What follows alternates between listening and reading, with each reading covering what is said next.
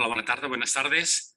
Empezamos la sesión de tarde del primer día del Congreso y esta primera mesa de la tarde tiene como título Algoritmos y conductores de VTC y taxi en el ámbito de las relaciones laborales.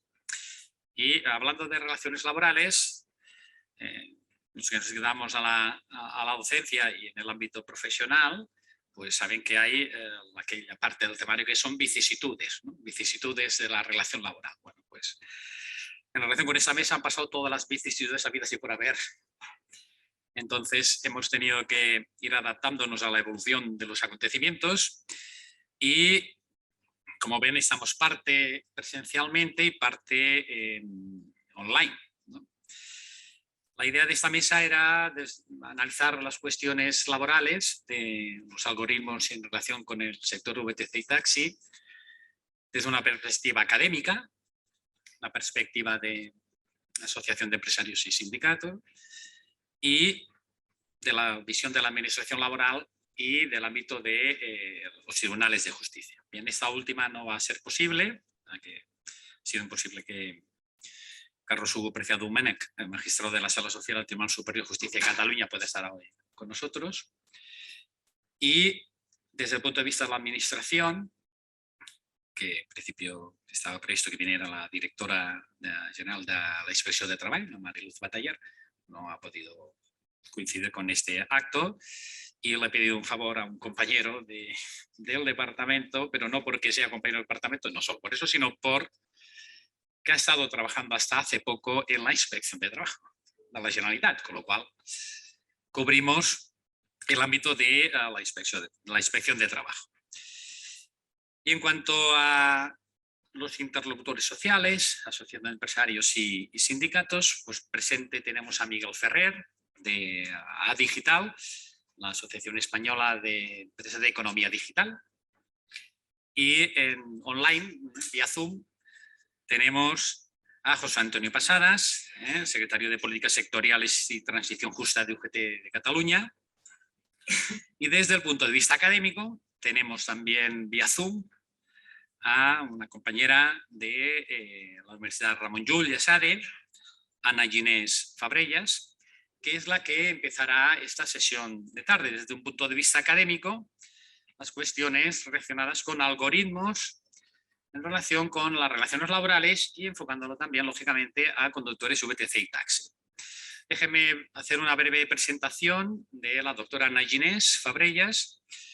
Es licenciada en Derecho y en Economía por la Universidad Pompeu Fabra, premio extraordinario de doctorado, y en sus múltiples publicaciones destacar que desde hace años se ha centrado en lo que tiene que ver con temas de plataformas y además, más recientemente, con temas de inteligencia artificial en el ámbito de las relaciones laborales, con lo cual es una de las máximas expertas, pese a su juventud, es una de las máximas expertas en el ámbito de la academia, del derecho del trabajo y de la seguridad social, sobre cuestiones de estas nuevas realidades que se están aplicando ya, y no solo de futuro, sino de presente, como son el tema de algoritmos y inteligencia artificial. De ahí que ella tuviera a bien pues, colaborar con el Congreso y fuera la encargada de abordar esta cuestión de algoritmos en las relaciones laborales aplicados a conductores de taxi VTC desde un punto de vista académico. Tengan presente, y ella seguro que lo abordará, que el tema de algoritmos e inteligencia artificial en el ámbito de las relaciones laborales pues es una materia en que no solo aquí en España, la modificación del Estatuto de los Trabajadores, del artículo 64, sino a nivel de la Unión Europea, es un tema en el que se está trabajando y que, lógicamente, seguro que comentará. El orden de intervención será después de Ana Ginés, José Antonio Pasadas, por si acaso no nos falle la tecnología, después Miguel Ferrer, después el doctor Jesús Barceló y después el turno abierto de palabras. Les iré presentando a cada uno de ellos a medida que vayan a intervenir. Pues, doncs, Ana, quan vulguis, cuando quieras, tienes la palabra. Bueno, Buenas tardes a todos y a todas. Entiendo que se me escucha bien. Voy a compartir la pantalla. Ay, me dice que el anfitrión me tiene que habilitar para compartir pantalla. No sé si es posible que se me habilite. Ahora dono. Vale, perfecta. Bueno, de entrada voy a empezar pues agradeciendo al profesor Fernando Barbancho por la invitación, porque la verdad es que es un placer poder participar en este congreso hablando de un tema de tanta actualidad, ¿no? Y me sabe mal no poder estar físicamente ahí con todos y todas vosotras, pero bueno, por un tema de COVID parece que la pandemia no se va, no se va nunca, ¿no? Cuando pensamos que está a punto de irse todavía no, pues me impide poder estar aquí. Ahora sí, a ver si es posible poderla compartir la pantalla. Sí, ahora ya tengo la opción de compartir y si no me indicáis lo contrario es que se está compartiendo correctamente. ¿Es así? Perfecta, muy bien. Pues nada, voy a empezar la presentación. Uno de los conflictos jurídicos, sociales y políticos más importantes en relación con el trabajo en plataformas desde una perspectiva laboral ha sido sin duda su naturaleza jurídica, ¿no? Estamos hablando de trabajo autónomo o estamos hablando de trabajo por cuenta ajena. El trabajo en plataformas ha introducido unos nuevos elementos de flexibilidad que no podemos pasar por alto, ¿no?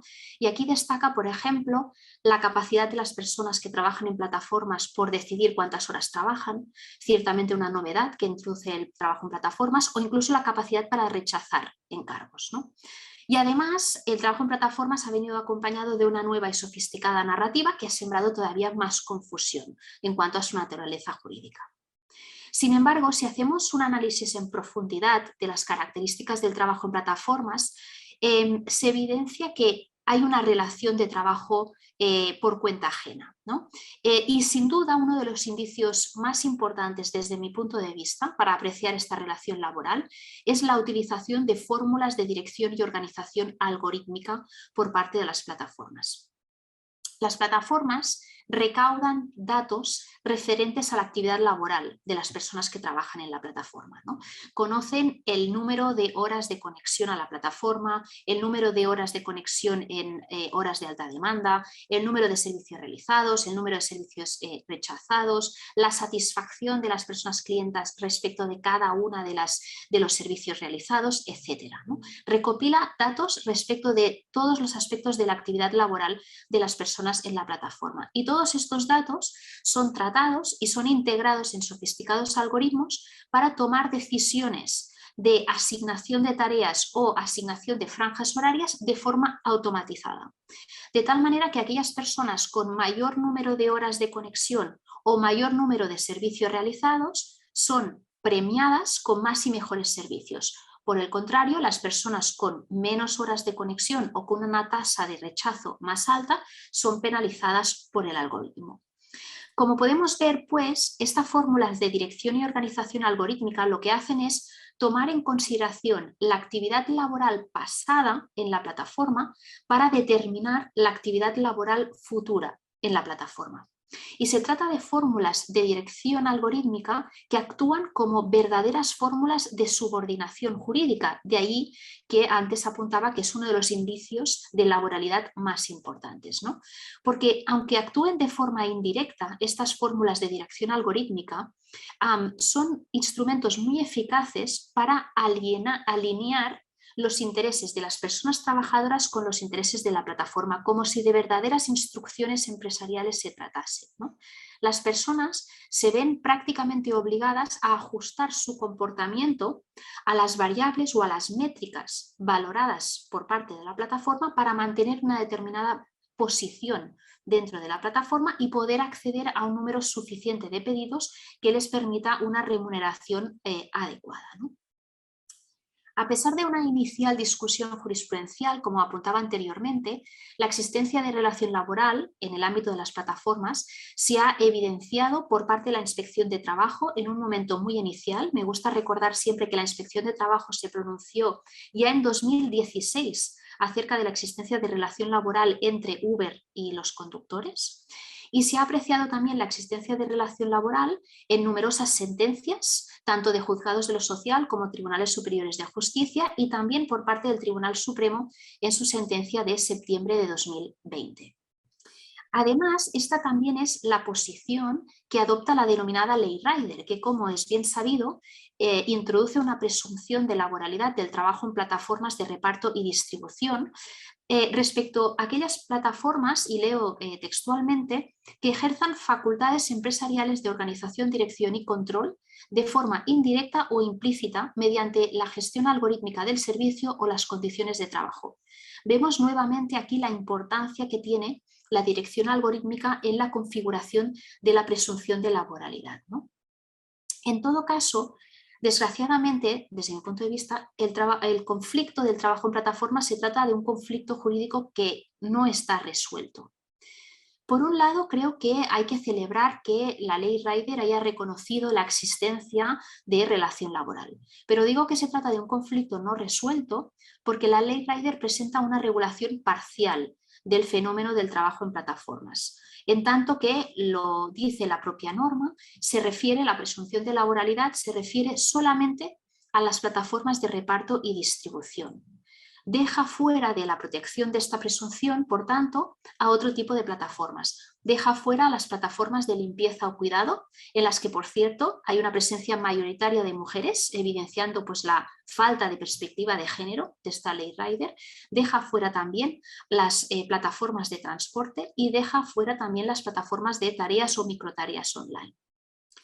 Y además, de otro lado, digo que es un conflicto no resuelto porque la utilización de fórmulas de dirección algorítmica plantea algunas problemáticas o algunos retos a los que todavía hay que dar respuesta. Es decir, en otras palabras, la protección del trabajo en plataformas no es solamente el reconocimiento de la laboralidad, sino que hay otras características, hay otros elementos de la organización del trabajo en plataformas a los que hay que dar una respuesta, ¿no? Y es este punto en el que me voy a centrar en la presentación, ¿no? La dirección algorítmica y los retos que plantea y las propuestas de protección que tenemos ahora mismo sobre la mesa. En primer lugar, la dirección algorítmica plantea un reto de discriminación por la existencia de sesgos en las variables o en los parámetros utilizados por el algoritmo. Este es el caso de la sentencia del Tribunal Ordinario de Bolonia de noviembre de 2020, que declaró que el algoritmo que utiliza Deliveroo es discriminatorio, genera una discriminación indirecta.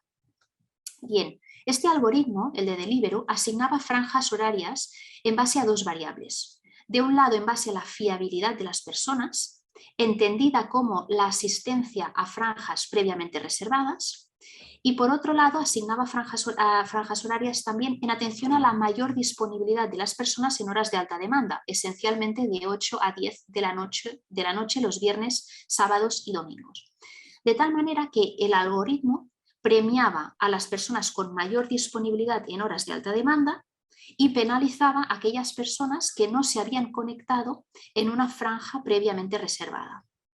Según el tribunal, esta variable utilizada para medir la fiabilidad genera una discriminación indirecta, por cuanto penaliza a aquellas personas que se ausentan de la plataforma por causas justificadas, como puede ser la enfermedad, la discapacidad, el cuidado de hijos o incluso, dice la propia sentencia, el ejercicio del derecho de huelga. Es importante destacar que lo que resulta discriminatorio no es penalizar la falta de asistencia. El tribunal reconoce que existe un interés legítimo de la plataforma de querer evitar cancelaciones de franjas horarias previamente reservadas. Lo que considera que es una discriminación es que no pueda justificarse la ausencia a una franja horaria previamente reservada. La existencia de discriminación algorítmica la podemos encontrar también no solamente por sesgos en las variables, sino por sesgos en las bases de datos sobre las que se ha entrenado el algoritmo. Y aquí hay un ejemplo interesante de Uber, donde el sistema de reconocimiento facial utilizado por Uber no reconoce correctamente a personas transgénero, de tal manera que las desactiva automáticamente bloqueando su cuenta hasta que no haya una verificación humana, ¿no? Es verdad que una verificación humana permite la reanudación de la cuenta, pero no deja de ser un periodo de tiempo que esa persona no puede prestar servicios y por tanto no percibe una remuneración. La dirección algorítmica plantea un reto también desde un punto de vista del derecho a la intimidad de las personas, por cuanto supone una monitorización constante de la actividad laboral. Como he comentado anteriormente, los algoritmos que utilizan las plataformas para tomar decisiones de forma automatizada se alimentan de datos. Se alimentan de los datos obtenidos de los sistemas de geolocalización, los sistemas de control digital y los sistemas de reconocimiento facial que utilizan las plataformas. Estamos viendo cómo, y esto es verdad que no es solo de las plataformas, sino es de cualquier empresa, pero estamos viendo cómo el uso de algoritmos y sistemas de inteligencia artificial está suponiendo un incremento sin precedentes de las capacidades empresariales de control y supervisión. Lo que sin duda plantea un reto, como decía antes, desde el punto de vista del derecho a la intimidad de las personas. En tercer lugar, también genera un reto de inseguridad algorítmica, por cuanto las personas que trabajan en plataformas no conocen de antemano las variables o las métricas que utiliza el algoritmo.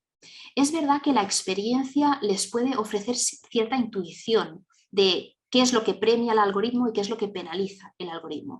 Pero la verdad es que hay una elevada opacidad de los algoritmos utilizados por las plataformas, y lo digo en plural porque las plataformas no utilizan un único algoritmo, sino que utilizan muchos distintos algoritmos para las distintas decisiones que van tomando en cuanto a asignación de horarios, asignación de tareas, etc., ¿no? Y no solo eso, no solamente esta opacidad, sino que el algoritmo o los algoritmos sufren cambios constantes por parte de la plataforma, que introduce cambios sin información previa de las personas, a efectos de ajustar, digamos, el funcionamiento del algoritmo a sus intereses, ¿no? Por tanto, esto contribuye todavía más a esta inseguridad algorítmica que apuntaba. Y en cuarto lugar, la dirección algorítmica genera también un riesgo de intensificación del trabajo. Tenemos que tener en cuenta que esta monitorización constante, este uso de la actividad laboral pasada en la plataforma para determinar la actividad laboral futura, esto no deja de ser un control permanente y milimétrico de la productividad. Y no solo esto, sino que además muchas plataformas utilizan estrategias de gamificación mediante la atribución de puntos, premios, el establecimiento de un sistema de ranking, ¿no? Como si de un videojuego se tratase. Pues bien, la combinación de este control permanente de la productividad y las estrategias de gamificación llevan a las personas a intensificar su actividad. Las personas tienen incentivos o se ven con los incentivos de intensificar su ritmo de trabajo, acelerar el ritmo de trabajo para poder llevar a cabo tareas, mantener una determinada posición en la plataforma, por cuanto su posición ahora va a determinar su posición en el futuro, ¿no? Y esta intensificación del ritmo de trabajo incrementa pues, el riesgo de lesiones físicas, de accidentes y de riesgos psicosociales. Y tenemos que tener en cuenta, porque es verdad que este riesgo de intensificación está presente en muchas otras actividades, pero es especialmente importante en el ámbito de las plataformas. Y esto es por cómo se configura el tiempo de trabajo en las plataformas. En las plataformas el tiempo de trabajo es absolutamente variable, depende de las necesidades del mercado. Las personas son contratadas cuando hay una petición de servicio. Por tanto, no hay una jornada mínima garantizada. Y además, la retribución es por servicio realizado. Por tanto, hay todavía más incentivos a intensificar la actividad, a cumplir con ese servicio, con esa petición para poder pasar a la siguiente. Bien, en este contexto es muy importante tener en cuenta la propuesta de directiva en materia de trabajo en plataformas que existe, por cuanto introduce medidas para garantizar la protección de las personas que trabajan en plataformas. La primera medida que introduce es una presunción de laboralidad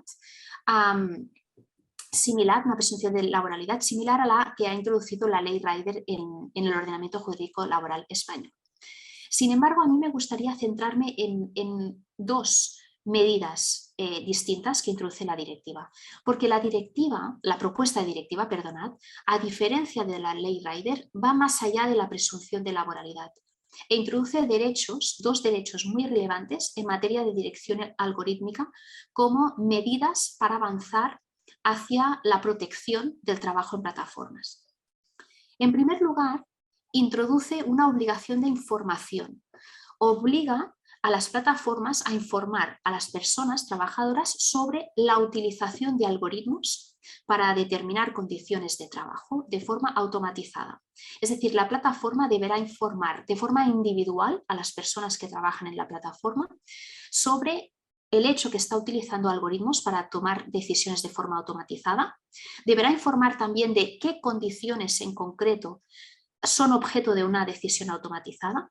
Deberá informar a las personas también sobre cuáles son las variables o cuáles son los parámetros que utiliza este algoritmo para tomar estas decisiones y cuál es la importancia relativa de cada una de estas métricas dentro de la ecuación.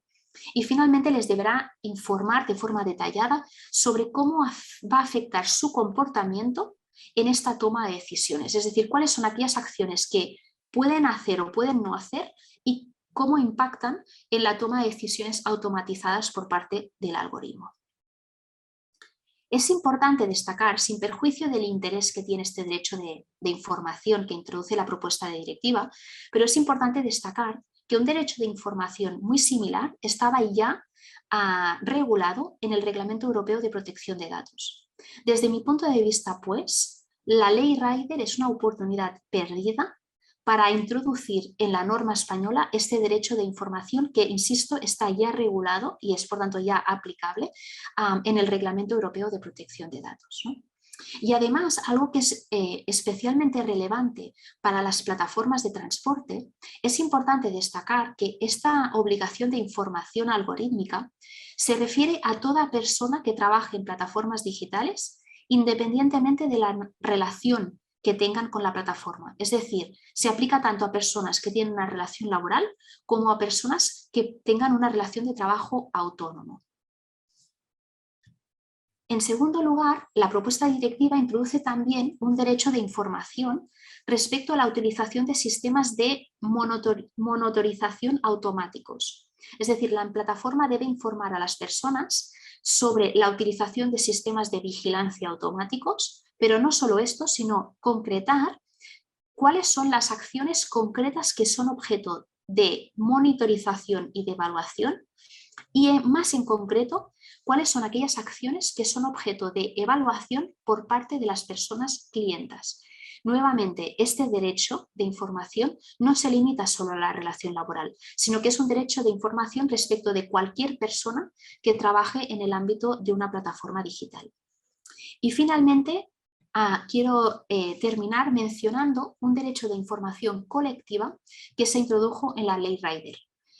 En la ley Rider se modificó el artículo 64 del Estatuto de los Trabajadores y obliga a la empresa, y fijaros que digo empresa porque es una obligación de información aplicable a toda empresa, no solamente a plataformas. Pues bien, esta obligación de información obliga a la empresa a informar a la representación legal de la plantilla de los parámetros o las variables utilizadas por el algoritmo para determinar condiciones de trabajo. Se trata de una regulación pionera en Europa que, como comentaba, no se limita a las plataformas, va más allá, por tanto, de esta directiva comunitaria porque no se limita a las plataformas y no solo eso, sino que es un derecho de información colectivo. Se refiere a la información a los representantes de los trabajadores.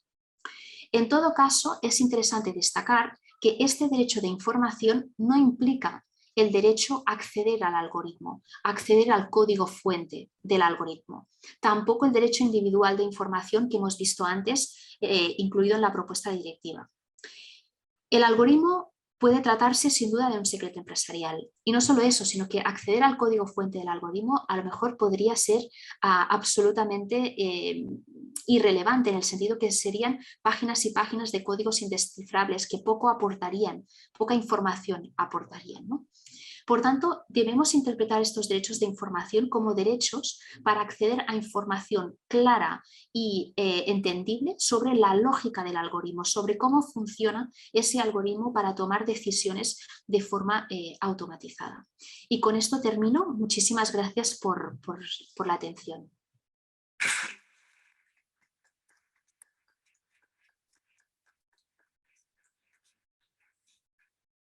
Muchas gracias, Anna, por tu intervención y de las cuestiones que has ido planteando de presente y de futuro con el tema de la propuesta de directiva. Y ahora daré la palabra a José Antonio Pasadas Muñoz, que es secretario de Políticas Sectoriales y Transición Justa de UGT Cataluña. Comentar, pues, José Antonio Pasadas pues, tiene una amplia formación académica. Como representante de UGT, pues está en la mayoría o práctica totalidad de los organismos vinculados con el ámbito laboral, el Consell de Treball Econòmic i Social de Catalunya, el Consell Català d'Empresa, el Consell de Treball Autònom de Catalunya, el Consell de Relacions Laborals, siempre en representación de UGT Cataluña.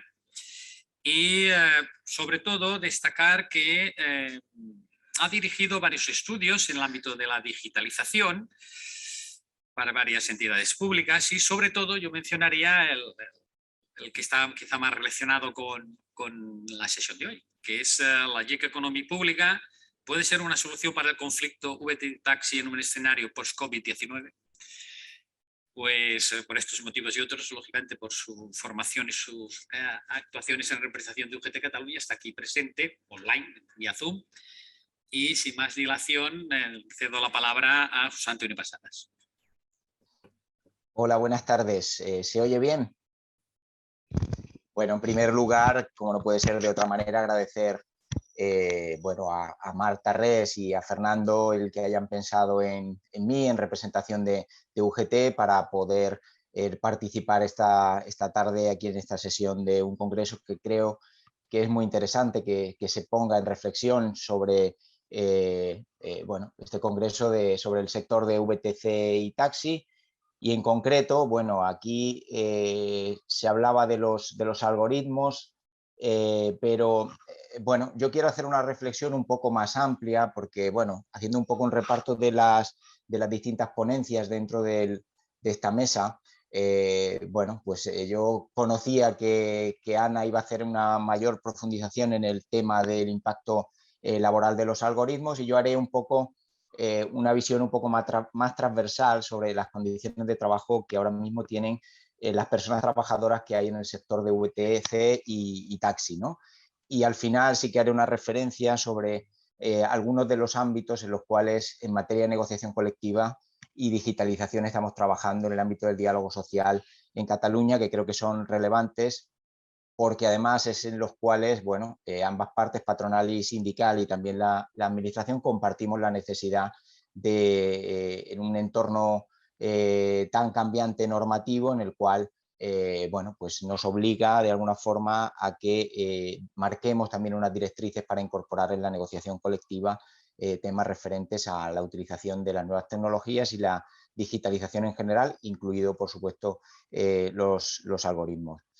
Sobre el tema en cuestión, bueno, lo primero que hay que decir es que el conflicto, sobre todo en los últimos años, y yo me atrevería a decir que el pico fue en el año 2019, pero no está resuelto, es toda esta conflictividad del sector de VTC y el taxi no ha beneficiado en cualquier caso a las condiciones de trabajo, sino todo lo contrario.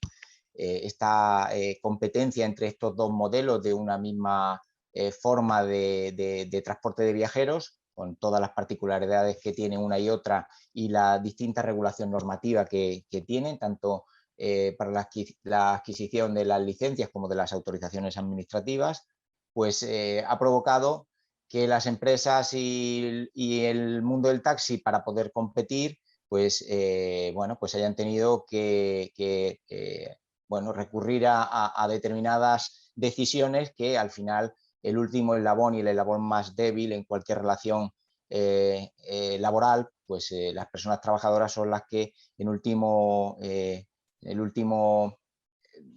en el último instante son los que al final, en el último momento, son los que se ven más perjudicados. Primero, no solamente eso, sino que también las propias particularidades que tiene el sector hagan que sea complicado regular las relaciones laborales, entre otras cosas porque estamos en un sector donde la precariedad, y eso sería un poco la conclusión o la idea central que quiero dar, que es que al final dentro de este sector, tanto en el modelo de taxi como el de VTC, desgraciadamente tenemos que hablar de que hay una precariedad importante de esas personas trabajadoras. Y en eso, como decía, no solamente ha contribuido esta competencia entre estos dos modelos, sino que también ha contribuido la imposibilidad de poder articular unos mecanismos de negociación colectiva potentes y fuertes, entre otras causas por esta propia precariedad, por la dispersión que tienen las personas trabajadoras dentro de este sector y una serie de factores que iré poco a poco desgranando y que nos dan como consecuencia la situación que ahora mismo tenemos.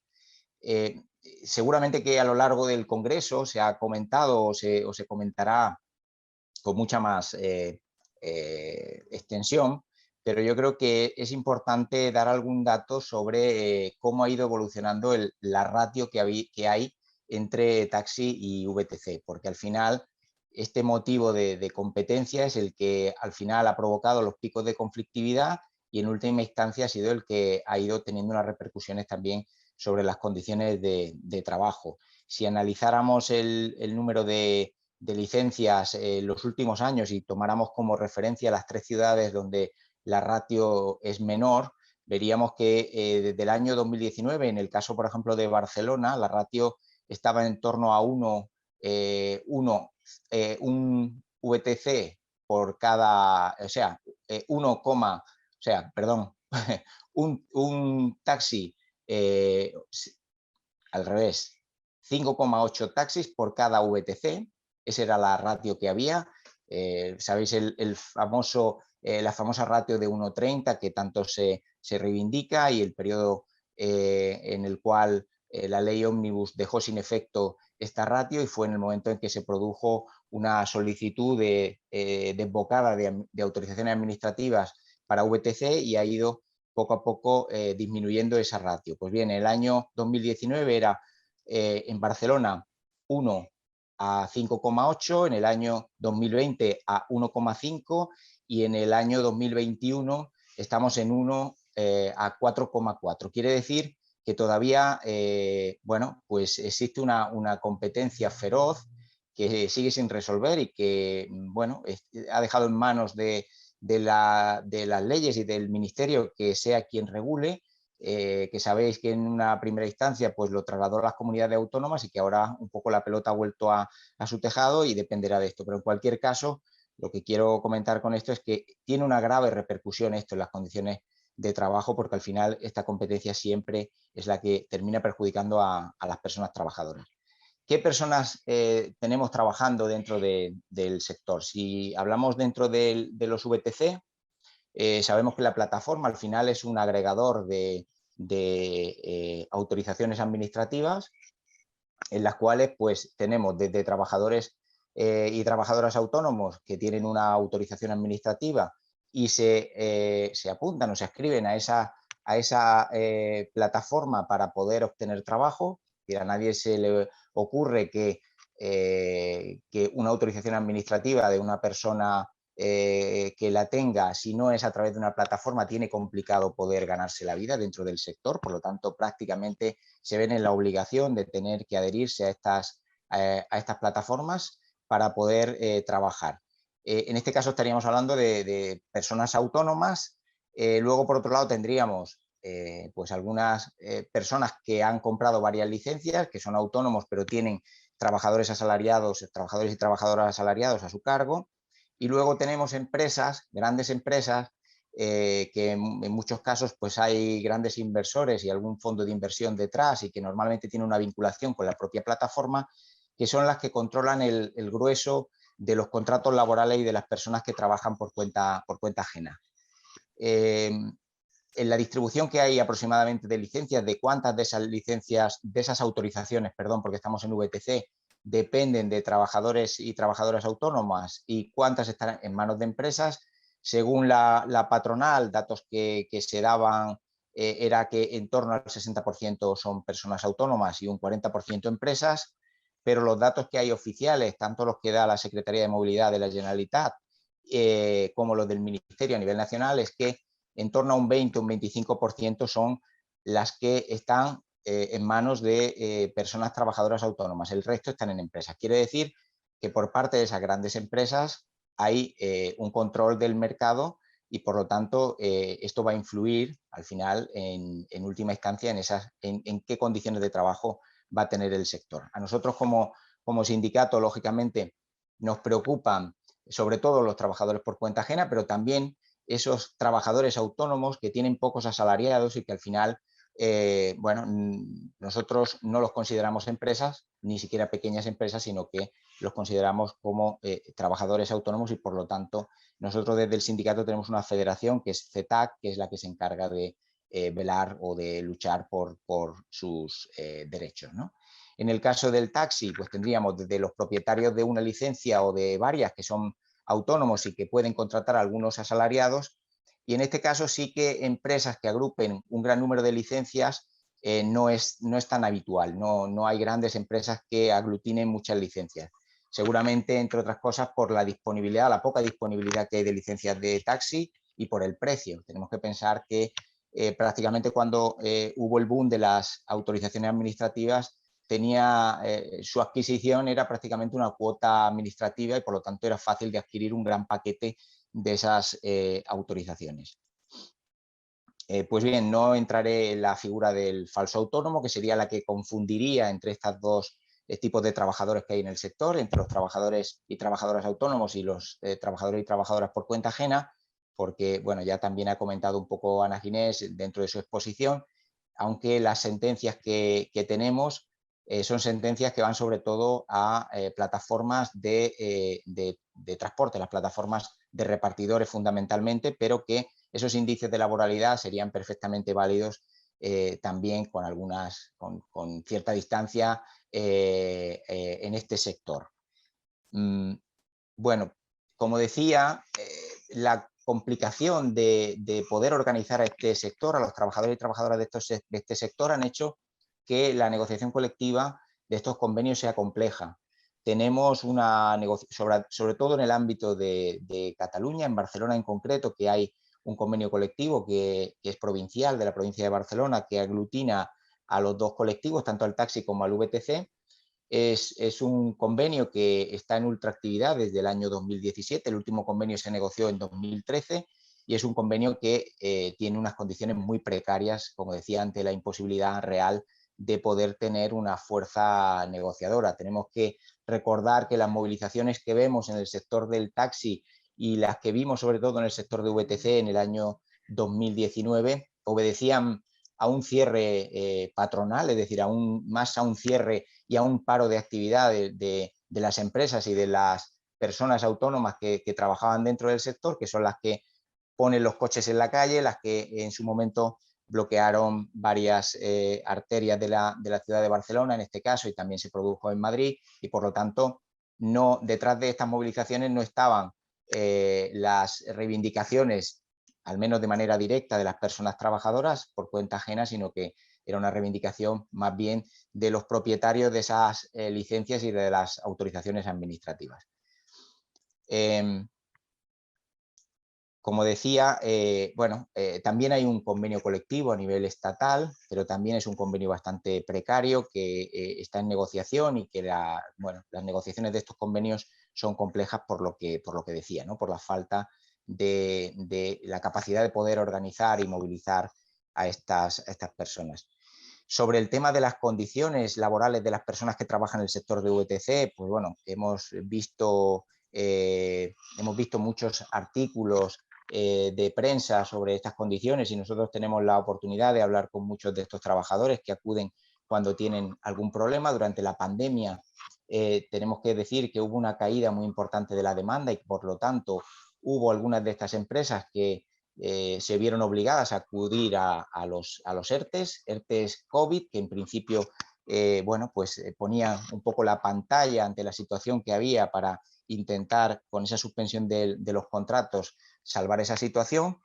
Pero sí que hubo malas praxis de algunas de las empresas o de algunas de las empresas a la hora de recuperar la actividad o de ir incorporando otra vez a los conductores y conductoras, hasta el punto de que había algunas empresas que lo que hicieron fue subir de manera unilateral la facturación mínima que cada uno de los conductores y conductoras de los vehículos tenía que hacer. Esa modificación al final se la comunicaban por escrito a los trabajadores y las trabajadoras por una modificación de condiciones, una modificación sustancial de condiciones de trabajo, con la alternativa de que si no estaban de acuerdo rescindieran su contrato. De esa forma, de alguna manera, lo que se eludía era la salvaguarda que hay de mantener el empleo en los ERTEs el COVID. Por lo tanto, bueno, fue una repercusión importante porque había, digamos, un exceso de capacidad y una caída de la demanda muy importante.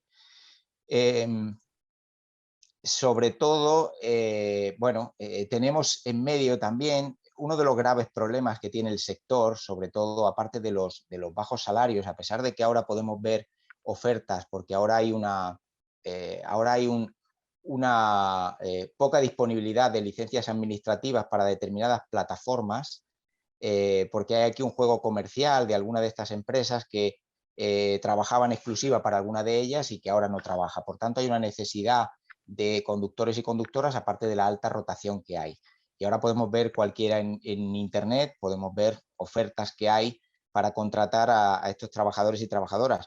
Los requisitos, según algunas de las ofertas, son muy simples, ¿no? 2 años de antigüedad en el permiso de conducción, el DNI actualizado y en regla, y 8 puntos al menos en el carnet de conducir, ¿no? Y ofrecen o hablan de 1.400 euros brutos al mes con algún bonus y unos incentivos de facturación. Esos incentivos de facturación son los que conocemos que posteriormente se convierten en un objetivo, no, básicamente en un mínimo que si no se cumple no se mantiene a esa persona trabajando porque se considera de que bueno, no se rentabiliza de alguna forma ese contrato. Algo que si lo ligamos con el algoritmo no deja de ser pues bueno, una incapacidad que tiene el propio trabajador o trabajadora de llegar a esos objetivos, porque al final quien le da el trabajo es directamente la propia plataforma, que es la que puede asignar ese trabajo o no a una persona, y que al final su nivel de facturación como vehículo y como persona dentro de la empresa dependerá de esa asignación. Por lo tanto, es un modelo, como comentaba también Ana, que puede ser discriminatorio y que genera también una inseguridad importante en las personas que trabajan dentro del sector. No solamente, bueno, si ahora hablamos de la precariedad dentro del sector del taxi, también es evidente, es decir, las personas que trabajan por cuenta ajena como conductores de taxi tienen una precariedad también muy importante, ¿no? Y aparte, cuesta entender cómo si para poder conducir un taxi necesitas o bien ser titular de la licencia y disponer de una credencial profesional, que al final es una acreditación que tienes que conseguir a través de un examen, cuesta entender determinadas situaciones que se da con algunos de los conductores de algunos de los taxis, ¿no? Y que todos conocemos anécdotas y situaciones que se han dado de personas que no conocen ni siquiera el idioma, ¿no? Cuando si entramos en el IMET, el Instituto Metropolitano del Taxi, vemos que dentro de los exámenes, para acceder y para poder tener esa credencial,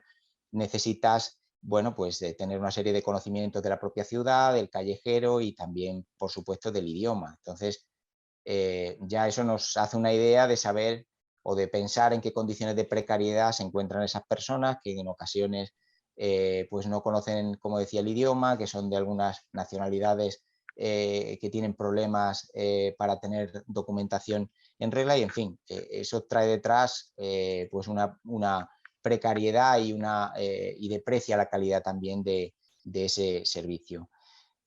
en definitiva, lo que podemos decir que al final estamos en un sector en el cual las personas trabajadoras tienen unos salarios que son bajos, que dependen en gran medida de la facturación que puedan hacer, poniéndole unos variables en los cuales en ocasiones son, como decía, imposibles o muy difíciles de alcanzar, salvo cuando hay una alta demanda. Y uno de los problemas, de los riesgos que tienen en sus condiciones de trabajo, yo diría que el problema fundamental es la jornada. Tenemos ya sentencias que condenan a empresas porque obligaban a sus trabajadores a trabajar más de la jornada de 8 horas diarias.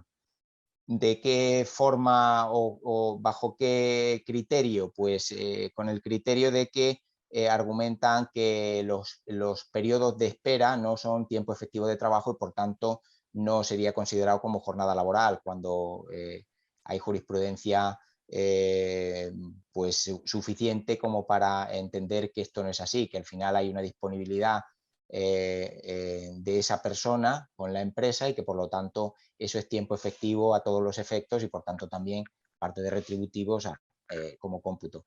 Y aquí tenemos también una paradoja que yo quería poner también un poco de relieve, que es, sabemos también que se producen muchos contratos a tiempo parcial, con lo cual de alguna forma con las horas complementarias que recoge el contrato a tiempo parcial se puede estar de alguna manera encubriendo el que haya una prolongación de la jornada. Y lo digo a efectos también de la obligación que hay del registro horario por parte de las empresas y que cuando entra en medio el contrato a tiempo parcial, pues es complicado de poder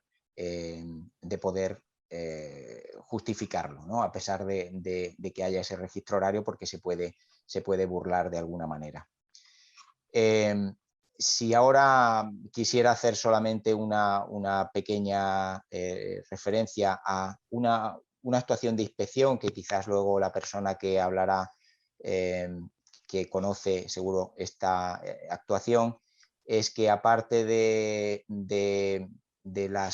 varias sentencias que hay en cuanto a reconocer ese exceso de jornada, hay una actuación de inspección que es importante, que consideraba que entre una de las empresas que trabaja dentro del sector y que trabaja con personas por cuenta ajena, había una cesión ilegal de trabajadores. Yo creo que es un elemento también importante, sobre todo a la luz también de la ley Rider, ¿no? Porque esta parece ser que es una solución que algunas de las plataformas de reparto, aquí ya no estaríamos hablando del sector de VTC taxi, utilizan alguna empresa interpuesta, digamos, para ceder esos trabajadores a la plataforma. En cuanto al tema de digitalización en general, y los algoritmos aquí estarían incluidos, y de una forma breve haré solamente una consideración. Primero, que como decía, ambas partes, patronal y sindicatos, somos conscientes de la dificultad que hay y de las derivadas laborales que tiene esta actividad. Por lo tanto, dentro del Consell de Relacions Laborals tenemos constituida una comisión de trabajo que hemos conseguido reactivar, en la cual, trabajando también sobre la base de 2 trabajos de Ana María Ginés, vamos a trabajar para buscar fórmulas en las cuales pudiéramos dar unas directrices de regulación en cuanto dentro de la materia laboral, o incluso recomendaciones a la negociación colectiva.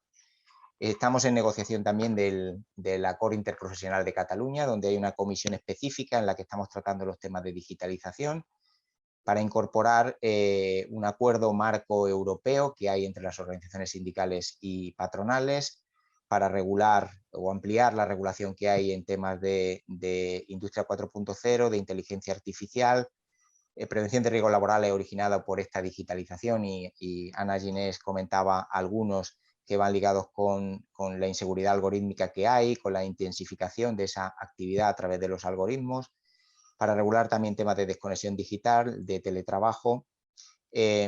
Sobre todo, ya no estaríamos tanto hablando de plataformas digitales que son nativas digitales, pero sí que en aquellas modificaciones, y un poco en línea también, y Ana apuntaba alguna cosa importante sobre esto, es que la implantación de estas nuevas tecnologías debería de tener una serie de fases dentro de la empresa para garantizar de que se haga de la mejor forma. Una primera fase que podía ser de explotación, preparación y un soporte conjunto con la representación legal de los trabajadores o los propios trabajadores. Una segunda fase que podía ser la aplicación conjunta o una evaluación periódica y un análisis. Una tercera fase, unas observaciones generales de situación y adopción de estrategias para la transformación digital dentro de esa empresa. Una cuarta fase que podría ser la adopción de medidas y acciones apropiadas en base a esa implantación de la tecnología. Y luego una última fase que sería una supervisión constante. Estas son fases que están recogidas dentro de un protocolo de este acuerdo marco europeo. Otro de los temas fundamentales, y no profundizaré porque Ana ya lo comentaba, es todo el tema de toda la normativa específica que hay en cuanto al manejo de los datos, pues el reglamento europeo, leyes orgánicas y no, aquí no haré más hincapié. Y un tema fundamental que es el tema de la formación que necesitan las personas para manejar estas nuevas tecnologías.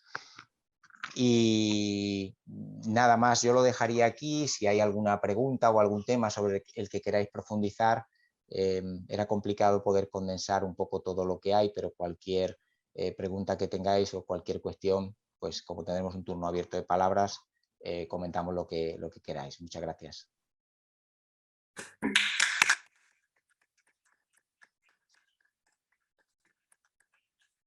Muchas gracias, José Antonio, por todas el amplio abanico de cuestiones que has planteado en relación con el tema. Y ahora daría la palabra a Miguel Ferrer.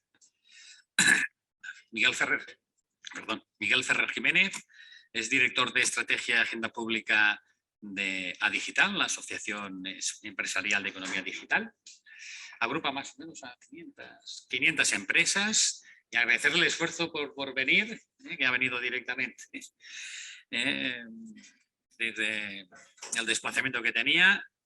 Comentarles que, además de su cargo actual, pues es consultor de economía digital de empresas, en el ámbito consultoría digital, desde hace ya más de 10 años o así, ¿verdad? Más de 10 años, máster por ESADE, y lo más importante es que es exalumno de esta facultad, con lo cual, para nosotros por lo menos. Entonces, le agradezco mucho el esfuerzo que ha hecho. Y nos va a hablar sobre cuestiones de la economía digital aplicado así en el ámbito de los algoritmos y con el sector. No solo específicamente en el sector, sino también un poco también con carácter más amplio. Cuando quieras. Muchas gracias. La verdad que estoy muy contento de estar en la Universidad de Barcelona, en la Facultad de Derecho, que he estado estudiando en estas aulas. Y también he de decir que cuando estudié Derecho Laboral, por ejemplo, lo cual indica que ya soy mayor, no estuve o no tuve la oportunidad de profundizar sobre lo que hoy estamos hablando aquí, que me parece de un enorme interés social, económico y desde luego jurídico.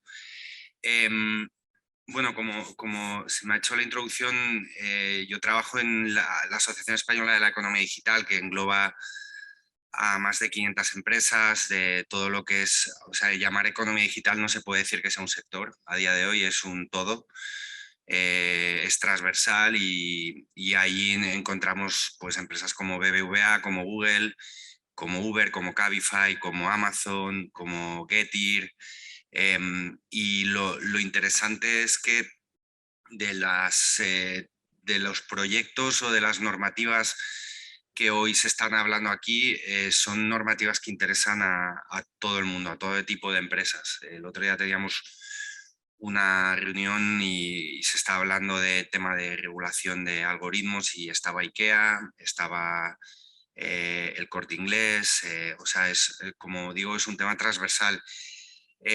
Yo no entraré quizá en cuestiones tan específicas como lo que se acaba de explicar por parte del compañero anterior de UGT, porque ni soy la voz adecuada ni creo que tenga ni mucho menos el conocimiento. Intentaré hacer un poco una explicación de lo que se está llamando la regulación de la inteligencia artificial, de los algoritmos, para intentar explicar también su vinculación con el mundo laboral y también su implicación para el mundo de la movilidad, del transporte urbano de personas con conductor.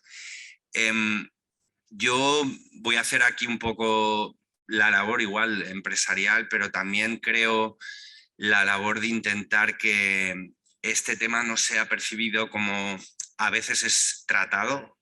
Yo creo que a veces es tratado de manera sensacionalista. Me parece que la percepción de los algoritmos como un todo se está a veces tratando quizás más por parte de los medios de comunicación como una cosa nefasta, en la que el algoritmo ahora obedece a unas instrucciones demoníacas en las que nos proyecta hacia un futuro muy distópico, y yo creo que las cosas a veces es bueno especialmente tratarlas en ámbitos académicos y de investigación de una manera igual más neutral, ¿no? Lo diré porque, por un lado, los algoritmos es algo también que a veces merece la pena conceptualizar. No dejan de ser modelos matemáticos que se utilizan en variedad de ámbitos de organizaciones públicas y organizaciones privadas. Y eso también ayuda a entender que a veces tanto un tipo de algoritmo como un tipo de empresas difieren absolutamente en su uso y en su diseño en una empresa o en una organización que está en un mismo ámbito, ¿no? Por lo cual, depende de qué plataforma, y en este caso, por ejemplo, plataformas de movilidad, depende de cada plataforma qué tipo de utilización y qué tipo de algoritmos se están utilizando, ¿no? Ana al principio explicaba que hay algoritmos que se utilizan y se alimentan en base a la persona que los va a recibir, en base a su performance. Eso depende en cada caso del tipo de tecnología y del tipo de organización. Yo creo que existen problemas de opacidad y de discriminación, que yo creo que son los temas que precisamente se están abordando a día de hoy por parte de los reguladores, pero también creo que es muy importante tener en cuenta que los algoritmos o los modelos de inteligencia artificial que se utilizan tienen una vocación también de ayuda y de facilitar la eficiencia en la prestación de servicios. Parece como que el algoritmo va a obedecer únicamente a un empleador que proyecta una manera muy dirigida de extraer valor y aprovechar la posición de un trabajador, y también nos encontramos que hay algoritmos, hay tecnologías que sirven precisamente para que el trabajo de esa persona, y no hablo ahora mismo de CEO Taxi, hablo en general, sirva para que pueda desarrollar sus tareas diarias de una manera más efectiva. Entonces yo creo que eso también es interesante tenerlo en cuenta, ¿no? También es interesante en el caso de lo que es la utilización de modelos algorítmicos, que nos estamos encontrando en el ámbito laboral, que ya se trasciende de lo que es de qué tipo de relación laboral tiene la empresa o la plataforma con ese trabajador, ¿no? Creo que la aproximación legislativa que se está siguiendo, en el fondo, buscará la protección, la transparencia del trabajador independientemente del régimen laboral por cuenta ajena o por cuenta propia que tenga esa persona. Lo cual yo creo que también es importante porque incide de una manera transversal en la protección, en la seguridad de estas personas, ¿no? Entrando un poco en el calendario, en el plano de regulación que actualmente vivimos sobre estas tecnologías, hay una clara vocación de los reguladores internacionales, nacionales, de abordar estos temas. Simplemente por un dato interesante, en el año 2016, en 25 países, solo hubo uno en el que se reguló la inteligencia artificial o los modelos algorítmicos, y en el año 2021 hubo 18 regulaciones sobre la materia, entre otros países como España, que ha tenido, como ha comentado mi compañera anterior, Ana, ha tenido una posición de liderazgo sobre la transparencia de algoritmos en materia laboral. yo creo que es interesante en este caso explicar que ahora mismo quizá el hito más importante en materia de regulación de algoritmos es lo que llamamos el Reglamento de Inteligencia Artificial, la propuesta que se está tramitando estos días por parte del Consejo Europeo, por parte de la Comisión Europea y por parte del Parlamento Europeo, que precisamente va e incide en la regulación sobre la protección de derechos, seguridad y transparencia en el uso de estas tecnologías. Y el planteamiento precisamente de esta regulación es completamente transversal. Es decir, y vuelvo a lo de antes, va a acabar aplicando a una administración pública que esté utilizando algoritmos para gestionar su fuerza laboral, para elegir perfiles, para gestionar ayudas. Todo eso también va a incidir ahí. Y lo que al final se está buscando, que además es precisamente un tema muy complicado, es que por parte de los reguladores, por parte de las administraciones, hacer una aproximación a una regulación sobre tecnologías que están en una constante transformación, es decir, lo que estaba pasando hace 2 años en la gestión de este tipo de tecnologías es muy diferente a lo que tenemos ahora, ¿no? Por ejemplo, en sectores como delivery, de última milla, en sectores como transporte de movilidad de pasajeros, todo está en una constante transformación. Y eso lo digo también porque, al fin y al cabo, si se promueve un reglamento, pero que cada vez al final habrá cada país que desarrolle su propia normativa para concretar lo que diga esa legislación que será aplicable para todos los países, se va a ver que va a ser de una enorme complejidad. Y lo digo precisamente porque en España tenemos un ejemplo. La llamada Ley Rider, el Real Decreto de mayo del 2021, que tiene este capítulo sobre obligaciones de información por parte de las organizaciones que utilizan modelos algorítmicos, se aprobó ya hace casi un año y a día de hoy todavía no está claro cómo se puede implementar, ¿no? Entonces, lo que se está planteando en este caso es que lo que acabará concretándose será a través de mecanismos de autorregulación y de convenios de colaboración entre organizaciones privadas, agentes sociales y administraciones. Porque si no se crean mecanismos flexibles de revisión constante de normativa que afecta a tecnologías que, como digo, son muy cambiantes, la eficacia de esa legislación va a ser complicada.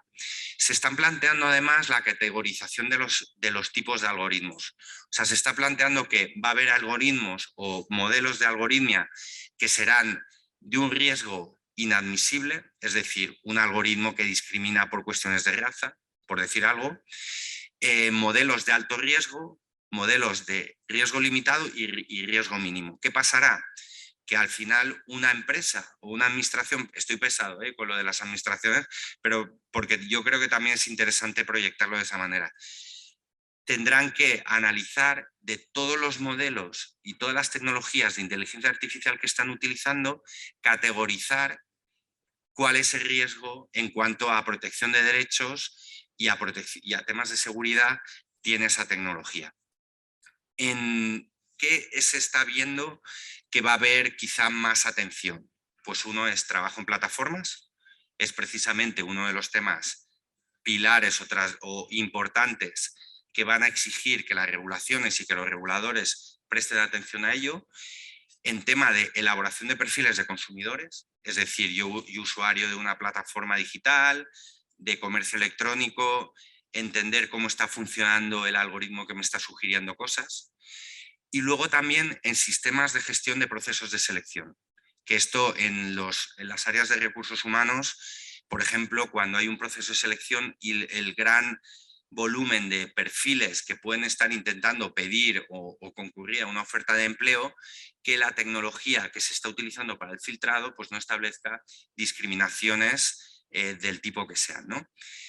¿Qué está pasando? Que se está un poco proyectando cómo se va a poder dar transparencia a todo esto, ¿no? Y la proyección de cómo se puede dar transparencia, hay ahora organizaciones que están empezando a ver esto como si fuera un código de barras. O, por ejemplo, los sistemas que hay cuando tú compras un electrodoméstico y te informa sobre el grado de consumo de energía que tiene ese electrodoméstico, ¿no? Pues una de las cosas que se está como casi ideando es que yo cuando utilice, ya sea como trabajador o como consumidor o como ciudadano llanamente, una plataforma o contrate servicios de una empresa o de una administración, si hay un algoritmo que me está incidiendo en esa interacción que tengo yo con esa organización, pues que yo tenga un prospecto, una especie de prospecto algorítmico que me diga, oye, este algoritmo tiene estos riesgos porque en su funcionamiento existen este tipo de cuestiones, ¿no? Entonces, eso es un poco la proyección, o sea, estamos un poco en procesos, ¿no? Y ahí, y decirme si me estoy emocionando con el tiempo, y ahí encontramos la directiva sobre la mejora de las condiciones laborales en las plataformas digitales, que es la directiva que comentaba antes Ana, que es precisamente una directiva que, a diferencia de la ley Rider en España, que está focalizado en el mundo del delivery y de la última milla, tiene una transversalidad muy relevante, porque además puede acabar aplicándose a empresas de seguros que gestionan una fuerza laboral a través de una plataforma o de tecnología, empresas de telecomunicaciones y muy especialmente en el mundo de las plataformas digitales de transporte y demás. Y ahí hay un capítulo, una parte que va precisamente en tema de transparencia algorítmica, es decir, que las personas que estén trabajando a través de una plataforma tengan elementos para gestionar y para entender qué tipo de tecnología se está utilizando, ¿no? Y al final lo que sucede es que hay como una proyección que es sobre todo el mundo del delivery y el mundo del transporte, VTC, taxis, ¿no? Porque al final lo que vemos es que en todas hay un plano de tecnología algorítmica. Y ya, por acabar, tenemos el caso de la ley Rider, de la ley de Real Decreto, que establece un capítulo sobre información precisamente a los agentes sociales, y lo que estaba comentando el compañero de UGT es precisamente que en España ahora mismo cualquier empresa que utilice o administración que utilice algoritmos van a tener que tener mecanismos de transparencia y de información para respecto a los trabajadores. Y lo interesante de todo esto es que ahora mismo no está claro cómo se va a concretizar, ¿no? Porque al fin y al cabo en España hemos tomado la delantera sobre algo que está precisamente en una conversación pública, ¿no? Y bueno, yo encantado de luego seguir con preguntas y aclarar cualquier cosa. Gracias. Muchas gracias, Miguel.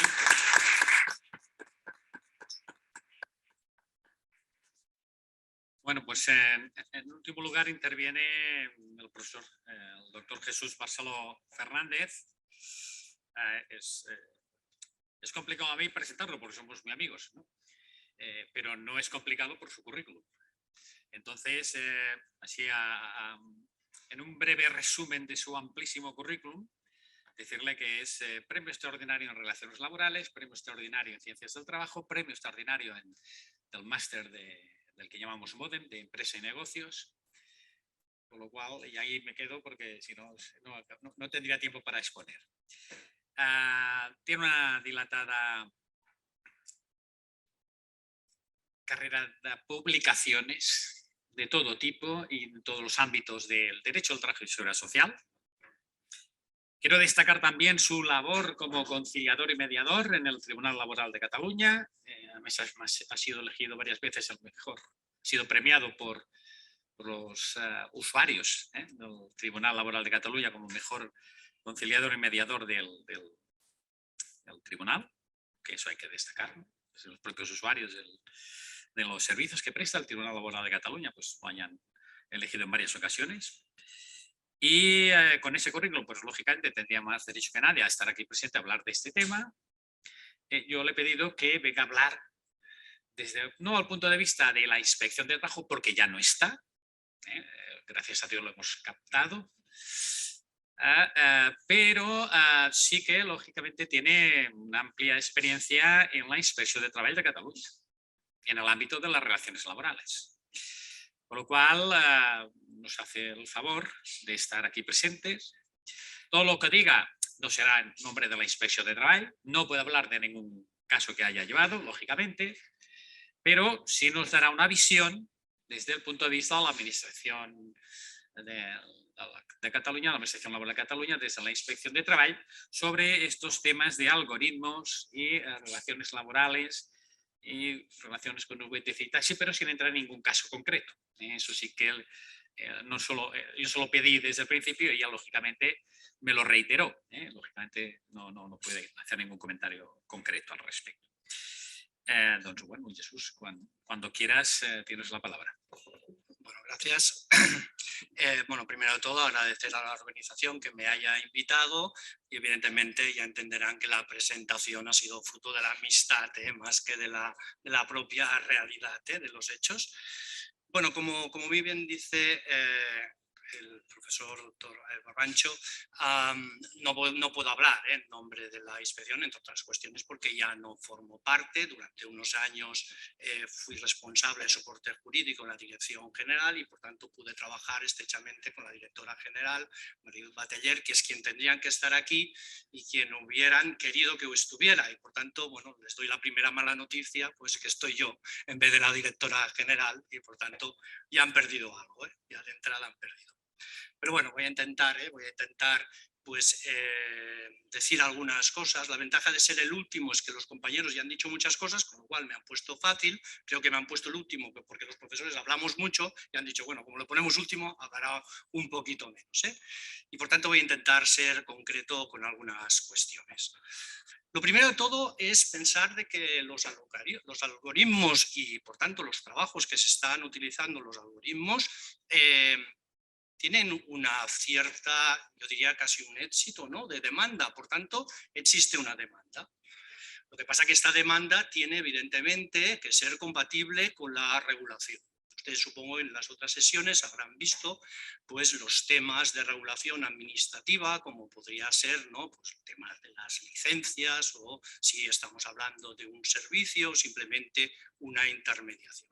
Y por otro lado, que es lo que nos toca esta tarde, pues ver esa compatibilidad que puede tener estas formas, modelos de trabajo, organización del trabajo, con la normativa laboral, que es lo que a nosotros nos toca hablar. Quien le corresponde, evidentemente, establecer esas primeras garantías para que sean compatibles, pues es el legislador. Es el legislador el que le corresponde establecer cuáles son esos límites y cuáles son esos derechos que existen, evidentemente, eso no son discutibles, esos derechos de los trabajadores que por tanto tienen que ser compatibles.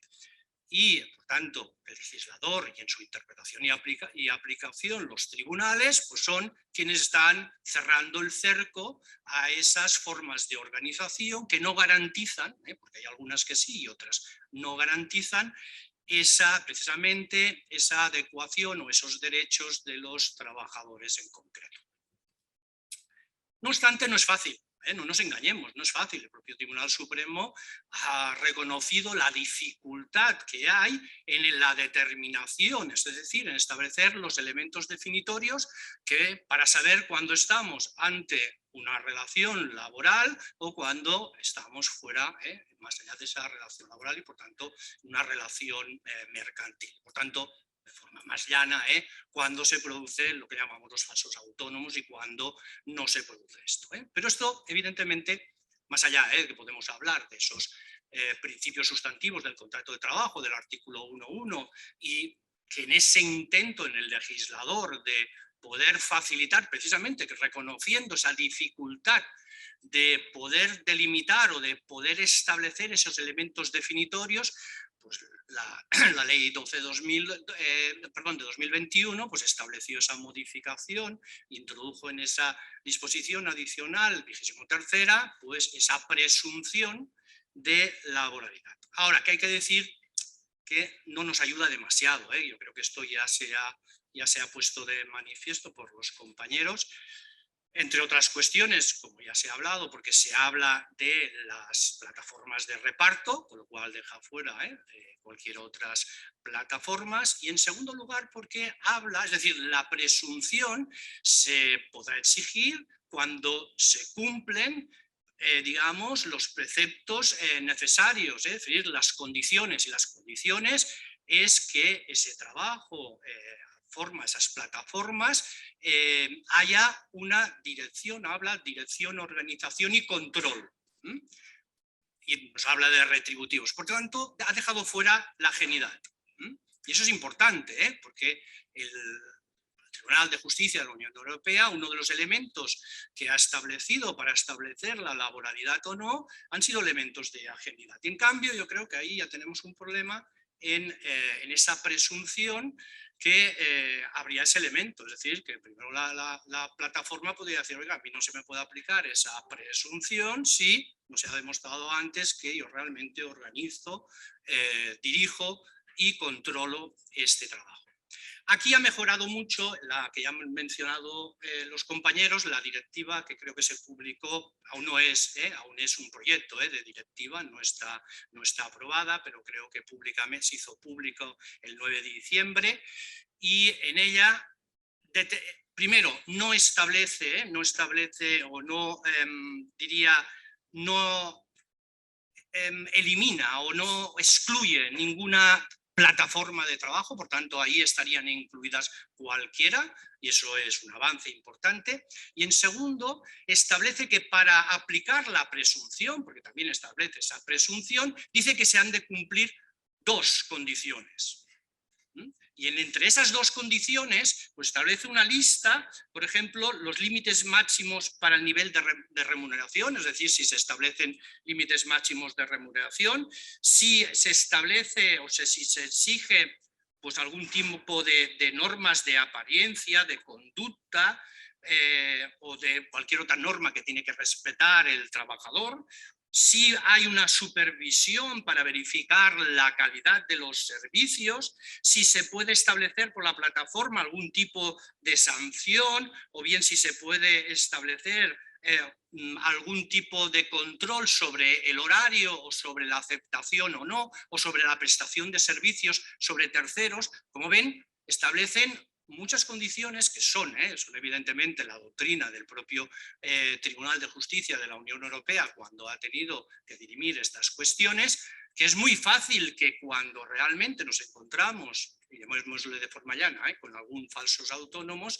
es muy fácil de establecer alguno de estos elementos indiciario, es decir, para poder a los tribunales decir, oiga, mire, esto y esto se cumple. A partir de aquí, inversión de la carga de la prueba, y entonces sí que hay esa presunción. Por tanto, cuando haya transposición, que será necesario primero que se apruebe la directiva, no nos pongamos ya muy alegres, muy rápido, habrá que aprobarse la directiva y luego veremos la transposición, que como sabemos cada país a veces la hace de su manera, más amplia o menos amplia, veremos cuál es el resultado. Pero tenemos que esperar que esto ayude bastante, y ahora voy a lo que me tocaba a mí hablar, a la inspección de trabajo y sobre todo también a los tribunales en este sentido.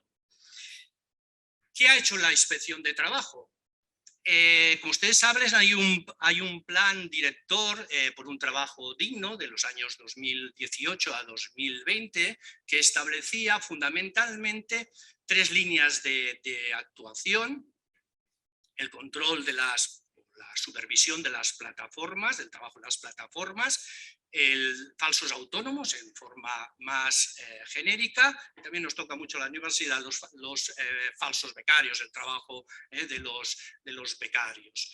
En este sentido, en el informe que hay de este plan, pues nos dan una serie de datos y en estos datos nos dicen que se estableció, y eso sí que lo puedo grabar, una guía de actuación para los actuantes para poder ayudar a los inspectores, inspectoras, subinspectores y subinspectoras a actuar en esta materia. Se estableció una amplia formación, no solo para los propios inspectores y inspectoras, tanto para los actuantes, sino también para los mandos, para lo que era la organización de las campañas y de las políticas de actuación, y también se establecieron una serie de campañas. Es decir que aquí en Cataluña sabemos que hay una peculiaridad en la inspección de trabajo, que por el tema de las competencias hubo una transferencia de competencias, y la inspección de trabajo de Cataluña pues no tiene la competencia de seguridad social, y el tema de los falsos autónomos inicialmente es un tema de encuadramiento y cotización, alta y cotización, y por tanto es un tema de seguridad social, y por tanto es competencia del ámbito de la seguridad social del Estado. No obstante, sí, hubo unas actuaciones importantes y muy conocidas en el tema de las cooperativas, porque indirectamente en el control de las cooperativas, que sí que es competencia de la Inspección de Trabajo de Cataluña, ahí sí que se hizo una inspección sobre la naturaleza jurídica de esos socios que en teoría tenían que ser autónomos y que por tanto en esa actuación pues devinieron muchos como falsos autónomos, y por tanto ahí hubo una actuación. También saben que por ese principio de unidad de acto que tiene la Inspección de Trabajo, cualquier inspector, esté en el Estado, en Cataluña, o esté en la comunidad autónoma, puede actuar, aunque no sea la competencia propia de la inspección donde está adscrito. Y por tanto, eso tampoco ha impedido que en algunos casos pues también la inspección, o los inspectores, mejor dicho, de la Inspección de Trabajo de Cataluña hayan actuado en esta materia. Lo que ocurre es que luego esto se deriva a la Inspección del Estado, y es ella ya quien sigue este curso de actuación. Aproximadamente en 2019 y 2020 han habido unos 11.000 encuadramientos de falsos autónomos en las plataformas. Solo hablo de las plataformas, no en general, de los falsos autónomos. Falsos autónomos creo que ascendieron a 39.000. Y con infracciones que se elevaron hasta 16 millones.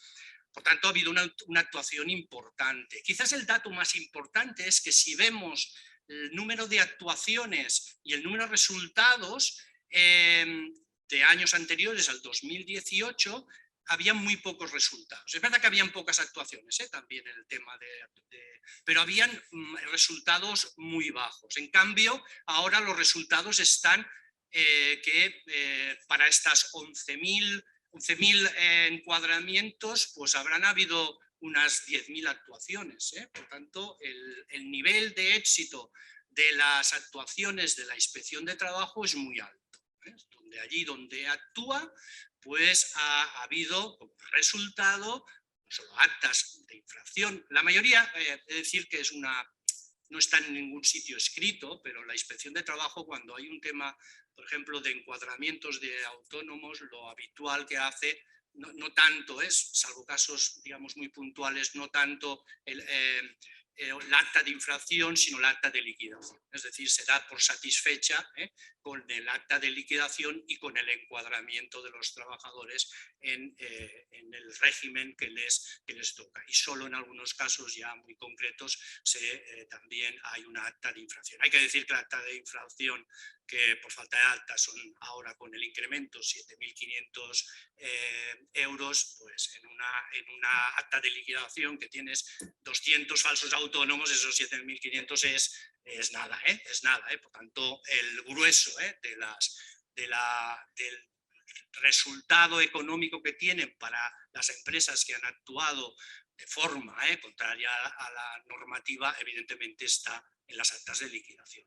Y bueno, evidentemente en el nuevo encuadramiento, y que tienen que asumir esos trabajadores como trabajadores por cuenta ajena. ¿Qué dificultades encuentra la Inspección de Trabajo en estas actuaciones? Bueno, en esto, y esto voy a confesar quizás algunas cosas que se conocen, y es una discusión que hay incluso en las distintas inspecciones de trabajos, y es la competencia propia de los inspectores en el encuadramiento.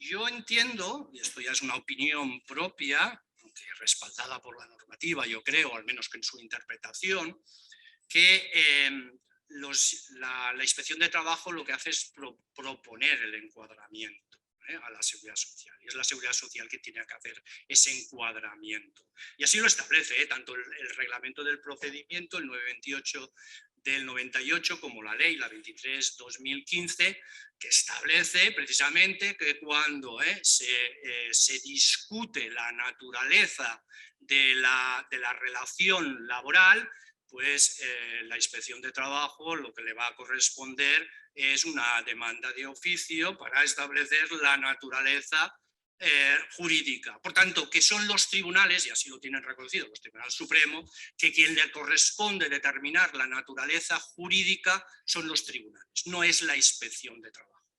Y esto he de decir que no en todas las inspecciones les gusta mucho, les gustaría, y de hecho hacen encuadramientos, lo cual a mí es mi opinión. Creo que ellos lo que tienen que hacer es la propuesta a la seguridad social y luego ya veremos si hay alegaciones, y en el momento que hay alegaciones pues habrá que esperar cuáles son los tribunales. Eso no quita que se pueda levantar acta de liquidación y en el momento que haya alegaciones en contra de esa naturaleza jurídica, suspender el procedimiento, quedan allí la acta de liquidación y luego, una vez sustanciado el procedimiento, pues si el juez, el magistrada determina esa naturaleza laboral, pues, se hará efectiva esas actas de liquidación, si hay acta de infracción y ese encuadramiento. Pero bueno, esto también es una cuestión pues, que ha generado bastante controversia, evidentemente, en este sentido. Quiero también hacer una referencia precisamente a eso que decía y que había puesto de manifiesto el señor Ferrer con mucho acierto, que también la administración utiliza algoritmos. La propia Inspección de Trabajo también aprobó precisamente en agosto del año pasado un procedimiento automatizado introduciendo un capítulo 9º en el Real Decreto 928 del 98 en el que se establece la posibilidad en el ámbito del Estado, porque es el ámbito de seguridad social, de un procedimiento automatizado con una intervención, dice, indirecta de los funcionarios de la Inspección de Trabajo. ¿Cuál es la indirecta? Que en el momento que hay alegaciones, pues entonces va a tener que intervenir la inspección. Pero en principio, con cruce de datos, la seguridad social, cuando se aplique, porque hay que decir que para que se pueda aplicar el director del organismo, ahora directora del organismo estatal, esto me hace un poco de gracia, voy a hacer un paréntesis, cuando se estableció la norma, como había un director, en la norma ponía el director del organismo estatal, olvidándose ese el lenguaje inclusivo, y ahora resulta que es una directora, y ahora pues bueno, pues hace un poco de gracia que a una norma de la Inspección de Trabajo hable solo del director. Bueno, pues ahora la directora es la que le correspondería precisamente establecer cuáles son esas materias donde se puede, es decir, si es por ejemplo pues, en retrasos en el alta o faltas de cotizaciones extemporáneas, lo que sea, lo que determinen, pues podrá haber ese sistema automatizado que no deja de ser un algoritmo, no sé si más complicado o menos complicado, pero no deja de ser un algoritmo y que evidentemente al final quien va a determinar si va a ser adecuado o no, es decir, si el algoritmo expresa realmente la realidad o está adecuado a la realidad y a la normativa, al final es una persona que va a ser los inspectores y por tanto el algoritmo, como en cualquier cosa, pues es susceptible de establecer cualquier tipo de control.